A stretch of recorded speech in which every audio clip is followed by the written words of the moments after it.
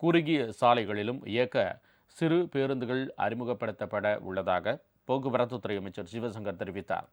நாட்டிலேயே சிறந்த பொது போக்குவரத்து அமைப்பை கொண்ட நகரம் சென்னை என்ற தேசிய விருதை பெற்றமைக்கு மாநகர் போக்குவரத்து கழக பணியாளர்களை கௌரவிக்கும் விழா சென்னை பல்லவன் நிலத்தில் நடைபெற்றது. இதில் பங்கேற்ற அமைச்சர் சிவசங்கர் சென்னை ஒன் செயலி வாயிலாக மின்னணு மாதாந்திர பயண அட்டையை அறிமுகப்படுத்தினார். சிறப்பாக செயல்பட்ட போக்குவரத்து ஊழியர்களுக்கு சான்றிதழ்களை வழங்கினார். நிகழ்ச்சியில் பேசிய அவர், மற்ற மாநிலங்களை விட அதிக பேருந்துகளையும் அதிக தொழிலாளர்களையும் கொண்டு வெற்றிகரமாக தமிழ்நாடு செயல்படுவதாக தெரிவித்தார். தினசரி 12 லட்சத்திற்கும் மேற்பட்ட பெண் பயணிகள் இலவசமாக பயணிப்பதாக தெரிவித்த அமைச்சர், குறுகிய சாலைகளில் இயக்க சிறிய ரக பேருந்துகள் அறிமுகப்படுத்தப்படும் என்றார்.